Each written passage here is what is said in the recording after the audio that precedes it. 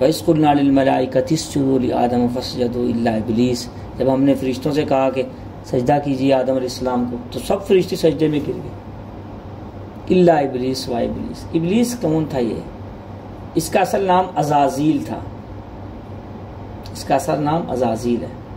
ابلیس کا معنی ہوتا ہے مایوس ہونا، نا امید ہونا، شیطان۔ یہ فرشتہ نہیں تھا، یہ جن تھا۔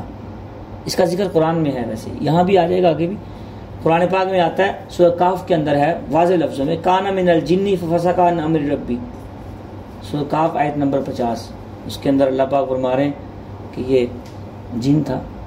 اس کے فسق کئی صورتوں میں، بہت ساری تقریباً 7-8 صورتوں میں یہ اس کا ذکر ہے، اس قصے کا ذکر ہے اور مکالمے کا ذکر ہے بڑی تفصیل سے۔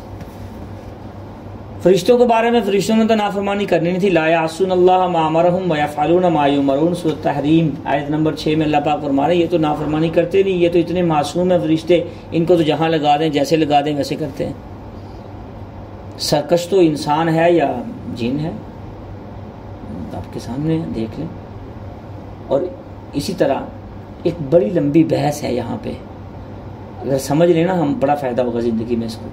سجدہ کرنا، پہلی بات تو یہ ہے کہ آدم علیہ السلام کو سجدہ کیوں کروایا گیا؟ چونکہ اللہ کے خلیفہ تھے، یہاں بات ختم ہو جاتی ہے۔ اللہ تعالیٰ نے ان کی تعظیم کو بڑھانے کے لیے کہ میرا خلیفہ ہے یہ، جن و انس کو بھی بتلانے کے لیے، ان کے دل میں بٹھانے کے لیے پریکٹیکل کروا رہے ہیں۔ اچھا، اس میں کیا ہے؟ سجدہ تعظیمی کیا ہے؟ تفسیر میں احکام القرآن جلد نمبر 1 صفحہ نمبر 32 پہ امام جساس رحمہ اللہ تعالیٰ فرماتے ہیں کہ پہلی امتوں میں سجدہ تعظیمی جائز تھا، جیسے کہ قرآن میں بھی ہے۔ قرآن پاک سورہ یوسف کھولیں آپ، فخروا لہ سجدا، یوسف علیہ السلام کے بھائی والدین ان کے سامنے سجدے میں گر گئے جب وہ بادشاہ بنے۔ پہلی شریعتوں میں سجدہ تعظیمی جائز تھا، لیکن ہماری شریعت محمدیہ میں سجدہ تعظیمی جائز نہیں ہے۔ اب ایک کوئی دماغ پھرا ہو بندہ، وہ کہ جی قرآن تو کہہ رہا ہے سجدہ کرو، تو یہاں ہم کیسے کہہ سکتے ہیں کہ سجدہ جائز نہیں؟ تو اس کی نفی رسول اکرم صلی اللہ علیہ وسلم، قرآن کی وضاحت اللہ کے نبی نے فرمائی۔ بعض لوگ کہتے ہیں قرآن ہی ہے بس، وہ نہیں بات، جو حدیث میں نبی پاک نے فرما دی ہے وضاحت کر کے، وہ اصل بات۔ مشکات شریف کی روایت ہے، مشکات شریف جلد نمبر 2 صفحہ نمبر 282، رسول اکرم صلی اللہ علیہ وسلم کا فرمان ہے کہ اگر سجدہ جائز ہوتا میری امت میں کسی کو کرنا تو میں بیوی کو حکم دیتا وہ خامند کو سجدہ کرے۔ یہ مشکات شریف کی روایت، اللہ کے نبی فرمانے سجدہ جائز نہیں ہے کسی کو کرنا۔ تو آج جو سجدے ہو رہے ہیں، کتنے سجدے کر رہے ہیں؟ میں تو اس کو پوجا پاٹ کہتا ہوں، یہ حرام ہے۔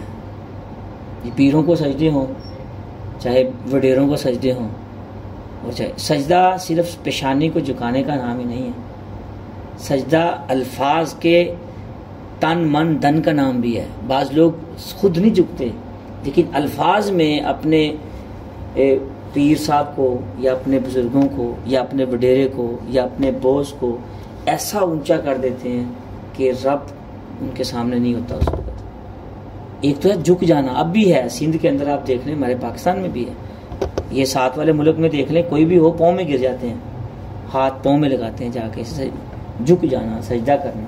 سجدہ تعظیمی ہے، حرام ہے، یہ ناجائز ہے، یہ جائز نہیں ہے۔ اور بھی والدین کو بھی بندہ سجدہ نہیں کر سکتا۔ اب والدین سے اوپر کون ہے؟ اللہ تعالیٰ کے علاوہ پیشانی جھکانا کسی کے سامنے، چاہے وہ کوئی بھی دنیا میں ہے، جتنا مرضی بڑا بندہ ہے، حتیٰ کہ انبیاء کے سامنے بھی جائز نہیں، کوئی گنجائش نہیں اس کے اندر، 1% بھی گنجائش نہیں۔ سجدہ تعظیمی حرام ہے۔ اور انسان کے جو بعض اوقات یہ ہے نا، ابا واستکبر وکان من الکافرین، شیطان نے کیوں انکار کیا؟ یہ تکبر کیا اس نے۔ بعض اوقات انسان کے اعمال ہی انسان کو ڈبو دیتے ہیں، اللہ کی مدد نہ ساتھ ہو تو انسان کے اعمال ہی انسان کو ڈبو دیتے ہیں۔ دیکھیں شیطان کی کتنے اعمال تھے، اس کے اعمال نے اس کو ڈبو دیا نا، صرف عجب اور خود پسندی اور تکبر تھا کہ میں بہت اونچے اعمال کرتا ہوں، فرشتوں کے ساتھ رہتا ہوں، جنت میں رہتا ہوں۔ یہ تو اس لیے اپنے اعمال پہ نہیں اترانا چاہیے انسان۔ روح المانی میں اس کی بڑی تفصیل لکھی ہے، اللہ اکبر، جلد نمبر 1 صفحہ 231 پہ بڑی تفصیل لکھی ہے کہ انسان کا اپنے اعمال پہ، انسان کا کو اپنے ایمان پہ اور اپنے اعمال پہ نہیں اترانا چاہیے انسان کو۔ اصل اعمال اور ایمان وہی معتبر ہے جو قبر میں موت کے وقت ہمیں جو نصیب ہوگا نا، جو ساتھ جائے گا، وہ معتبر۔ بعض اوقات بندہ ساری زندگی نیک اعمال کرتا رہتا ہے لیکن عجب اور کبر کی وجہ سے برباد کر کے بیٹھا ہوتا ہے، اندر سے ختم ہوا ہوتا ہے، موت کے وقت نصیب ہی نہیں ہوتا کچھ بھی۔ تو ایمان وہی معتبر ہے جو موت کے وقت ہو۔ اب یہاں بہت ساری تفصیل ہے کہ انسان کسی کافر کو کے بارے میں یا کسی مشرک کے بارے میں، یا جیسے آج کل دیکھیں، یا کسی کے اعمال کے بارے میں کسی کے اوپر حکم لگاتا رہتا ہے۔ بھائی ہو سکتا ہے اس کو غلط کام کو غلط کہیں کہ یہ کام غلط ہے، لیکن اس انسان کو غلط نہ کہیں۔ کفر ایک صفت ہے، اسلام ایک صفت ہے، یہ اسلام اچھی صفت ہے۔ انسان تو دونوں ہیں کہ نہیں ہے؟ کافر بھی انسان ہے کہ نہیں؟ اللہ تعالیٰ کا پیدا کرتا ہے کہ نہیں؟ ہو سکتا ہے اللہ اس کو توفیق دے دے ایمان کی، اسلام کی۔ اب بخاری شریف میں پڑھیں گے، ایک یہودی کا جنازہ جا رہا تھا، اللہ کے نبی کھڑے ہو گئے تو صحابہ نے عرض کیا یہ تو یہودی ہے۔ میں کہ انسان نہیں تھا، یہ جان تو تھی نا اس میں بھی۔ تو بھائیو دوستو، کسی کے اعمال کو تو برا کہنا ہے ہم نے، کسی کی ذات پہ انگلی نہیں اٹھانی، ہاں چاہے کافر ہی کیوں نہیں۔ اس کے عمل جتنے بھی برے ہیں ان کو برا کہیں، چاہے مسلمان ہے چاہے کافر، کوئی بھی روح انسانیت میں کوئی بھی بندہ ہے، اگر وہ برا کام کر رہا ہے تو اس کے کام کو برا کہیں، اس کی ذات پہ نہ کہیں۔ ہو سکتا ہے اللہ اس کی ذات میں یہ کام برے کو صرف اچھائی کی صفت میں بدل کے اس کی ذات میں یہ صفت بدل دے۔ میری بات سمجھ آ رہی؟ آج اس میں دیکھیں، میرا تو بڑا دل ٹوٹتا ہے اس چیز کو دیکھ کے۔ آج میں نے بہت سارے اس کے حوالے نقل کیے ہیں، حجر اسود کے حوالے سے کل میں بھی میں نے درس میں کچھ ذکر کیا تھا کہ دیکھیں سجدہ کرنا، سجدہ تعظیمی، ایک سجدہ ہے انسان کی ذات۔ ہم تو اتنے پاگل ہو گئے ہیں، یہ امت میں اتنی تباہی مچ گئی ہے، ہم تو انسانوں کو چھوڑ کے اور چیزوں میں پڑ گئے ہیں، پتھروں میں اور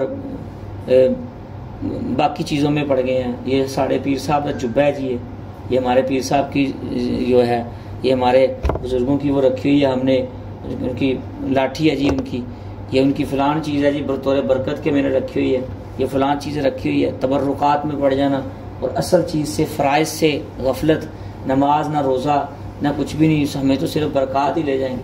اگر تبرکات سے ہوتا نا سارا کچھ، تو بھائی یہ تبرکات سے سارا کچھ ہوتا تو اللہ کے نبی صلی اللہ علیہ وسلم کو جو عبداللہ بن ابی رئیس المنافقین کا جنازہ پڑھایا تھا، اللہ کے نبی نے اپنی قمیص بیٹے کے کہنے پہ پہنا دی تھی، ان کو اپنے ناخن کچھ چیزیں ساتھ رکھ دی تھی۔ قرآن میں کیا ہے؟ استغفر لہم او لا تستغفر لہم ان تستغفر لہم مرۃ 70 مرہ، کہ 70 دفعہ بھی آپ اس کا جنازہ پڑھیں گے تو وہ نہیں قبول ہونا۔ عمر رضی اللہ تعالیٰ عنہ حجر اسود کو بوسہ دینے لگے تو فرمایا، اے حجر اسود، میں سمجھتا ہوں کہ تو جنت کا پتھر ہے، تجھے اگر میرے نبی، تیرے اندر نفع نقصان نہیں ہے، تجھے اگر میرے محبوب نے نہ چوما ہوتا، بوسہ نہ دیا ہوتا تو میں آپ کو بوسہ دیتا۔ ابو بکر عمر دونوں نے فرمایا، بخاری شریف کی روایت، آپ صحیح بخاری دیکھ لیں حدیث نمبر 1597، اور صحیح مسلم دیکھ لیں حدیث نمبر 1270، سنن ابی داؤد دیکھ لیں حدیث نمبر 1873، سنن ترمذی دیکھ لیں 860، سنن نسائی دیکھ لیں 2940، سنن ابن ماجہ دیکھ لیں 2943، موطا امام مالک دیکھ لیں 115، اور بہت سی ساری روایت، پوری سیاستہ نے یہ روایت نقل کی ہے۔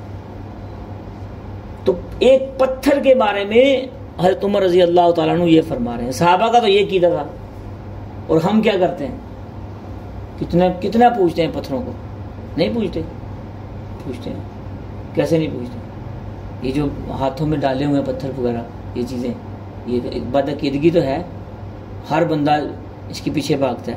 اصل میں ہم قرآن کی طرف نہیں آتے۔ میں انشاءاللہ اس پہ ایک مستقل لیکچر ایک ریکارڈ کریں گے ہم، کہ جتنے یہ انگوٹھیاں پہنتے ہیں پتھروں کی، اور یہ جو عقیق ہے، فلاں فلاں فلاں پتھروں کی انگوٹھیاں ہیں، تو یہ اس کا حکم کیا ہے؟ یہ ایک کفریہ اور غلط قیدے ہیں سارے، رب کو چھوڑ کے رب کی بنائی ہوئی چیزوں پہ پڑ گئے ہیں یار۔ ساری 100 باتوں کی ایک بات ہے کہ رب کو چھوڑ کے رب کی بنائی ہوئی چیزوں پہ عقیدے بنا لیے، یہ کتنی بری بات ہے۔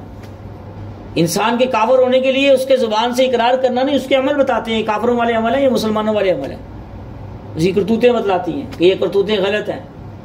علماء بیچارے چیخ چیخ کر کہہ رہے ہیں بھائی اس میں نفع نہیں ہے، اس میں نقصان نہیں ہے، نفع نقصان اللہ تعالیٰ کی طرف سے ہے، انسان کے اعمال کا اثر پڑتا ہے، نفع نقصان چیزوں میں ڈھونڈ رہے ہیں ہر چیز۔ اب جو قبروں پہ بوسے دیتے ہیں، آپ اس طرف ہی آگے قبروں پہ پیشانی ٹیکتے ہیں، اس سے بڑا کفر اور شرک کیا ہوگا کہ اپنی پیشانی جا کے قبر پہ ٹیک دی ہے۔ وہ سب رب کے سامنے قبر والا سجدے کرتا ہے ساری زندگی، اور ہم نے اسی کو سجدے کرنا شروع کر دیا۔ ہندوؤں کو کافر کہتے ہیں، سکھوں کو کافر کہتے ہیں۔ ہمارے ملک میں کتنی بڑا بگاڑ ہو رہا ہے۔ ہزاروں ایسی جگہیں ہیں جہاں پہ جا کے انسان اپنا تن من دن لٹا دیتا ہے، جا کے وہاں پیشانی ٹیک دیتا ہے، ڈوب مرنے کا مقام ہے۔ اس کے لیے میرے پاس کوئی درد اور کوئی الفاظ نہیں ہے کہ انسان اللہ تعالیٰ کے سوا کسی غیر اللہ کو سجدہ کر دے، کسی مٹی کی ڈھیری کو سجدہ کر دے، یا قبر میں بعض لوگ تعویلیں کرتے ہیں اس کے اوپر کہ سجدہ تو ہم نے کیا ہی نہیں ہے، سجدہ تو کیا ہی نہیں، ہم نے تو ویسے پیشانی ٹیکی ہے۔ تو سجدہ کہتے کس کو؟ پیشانی ٹیکنے کو ہی سجدہ کہتے ہیں۔ کھڑے تو ہم ویسے بھی ہوتے ہیں، اس کو سجدہ کہے گا؟ نہیں کہے گا۔ بیٹھے تو ویسے بھی ہیں، اب بھی بیٹھے ہیں، سجدہ کہے گا بیٹھے؟ پیشانی ٹیکنے کا نام سجدہ ہے۔ دیکھیں کتنی قبروں پہ جا کے لوگ سجدے کر رہے ہیں۔ بھائی ان سب کو ہم نے سمجھانا ہے کہ غلط، پیشانی اللہ کے سوا کسی کے سامنے نہیں ٹیکنا، عبادت اللہ کے سوا کسی کی نہیں کرنی۔ رب کی بنائی ہوئی چیزوں کی اگر عبادت کریں گے تو ہم پکے مسلمان نہیں رہیں گے۔ مخلوق کی عبادت کے چکر میں پڑ گئی ہے۔ یہود و نصارہ نے تو یہی کیا تھا کہ عیسیٰ علیہ السلام کی اور عزیر علیہ السلام کی عبادت کرنی شروع کر دی تھی، ان کو کہنا شروع کر دیا اللہ کا بیٹا ہے۔ تو شیطان مردود کس وجہ سے ہوا ہے؟ اللہ کا حکم نہ ماننے کی وجہ سے۔ ابا واستکبر وکان من الکافرین۔ اور ہم مردود کس وجہ سے ہو رہے ہیں؟ اللہ کی نہ مان، اس نے بھی اللہ تعالیٰ کی نہیں مان، اس نے تو ایک سجدے سے انکار کیا۔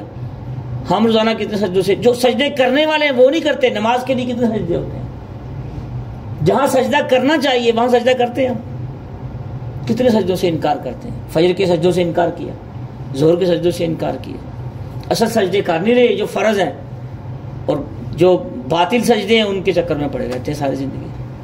تو دوستو شیطان نے ایک سجدے کا انکار کیا تو ہمیشہ کے لیے کافر ہو گئے کہ نہیں؟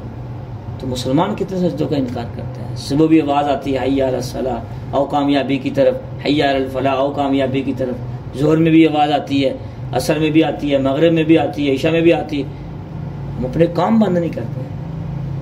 سجدہ تو بڑی دور کی بات ہے، ہم کتنے سجدے کرتے ہیں دن میں اللہ تعالیٰ کو، یہ سوچنے کی بات۔ جہاں کرنا چاہیے سجدہ وہ کرتے نہیں، جو کرنا چاہیے اور جو نہیں کرنا چاہیے وہاں بھاگ کے جاتے ہیں، دیگیں بھی چڑھاتے ہیں اور چڑھاوے بھی چڑھاتے ہیں۔ غریب مسکین یہاں نہیں بھوکے نظر آتے، دوسرے محلوں میں گلیوں میں، وہاں جا کے جو پیر بھنگ پی رہے ہوتے ہیں سارے اور چرسے پی رہے ہوتے ہیں، ان کو جا کے چاول کھلاتے ہیں اور ان کو جا کے چڑھاوے چڑھاتے ہیں، اور عجیب و غریب قسم کے عقیدے بنائے ہوئے ہیں۔ جو بندہ نشہ کر رہا ہے وہ کیا، اس کو ہوش ہی نہیں بیچارے کو، وہ آپ تو اس کو نشے میں اور اس کی حوصلہ افزائی کر رہے ہیں، کھا بھی خوب کھا نشے کے ساتھ اور خوب پی اور نشہ کر اور تیری زندگی بڑھے گی۔ ایسے ہے کہ نہیں؟ یہ باتیں سیدھی سیدھی صاف صاف سی باتیں، میں کیا بتاؤں۔ اصل سجدہ بھائی رب کو ہے، اصل سجدہ کس کو ہے؟ اصل فرض کا سجدہ ہے، خالی جمعے کا ہی نہیں باقی نمازوں کا بھی سجدہ ہے۔ اللہ تعالیٰ ہمیں جہاں سجدے کرنے چاہیے وہاں کرنے کی توفیق عطا فرمائے، اور انسان جو ہے یہ مختصر زندگی ہے انسان کی، اور مغرور نہیں ہونا چاہیے اپنے سجدوں کے اوپر۔ ہاں آخری بات یہی ہے کہ جو انسان اپنے سجدوں پہ مغرور ہو جاتا ہے تو اس کے پچھلے سجدے بھی ضائع ہو جاتے ہیں۔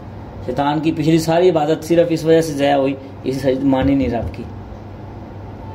ہر بات جتنی اللہ پاک درس میں باتیں نکلوا رہے ہیں ایک پورا معنی رکھتی ہے، اس کی بیک گراؤنڈ پہ پورا اگر آپ اس بات کو سوچیں گے تو پوری ایک زومانہ چیز ملے گی آپ کو۔ اللہ تعالیٰ ہمیں ان باتوں کو سمجھنے کی توفیق عطا فرمائے، اور جو جہاں سجدے کرنے چاہیے وہاں کرنے کی، اور جہاں سے منع کیا گیا وہاں سے بچنے کی توفیق عطا فرمائے۔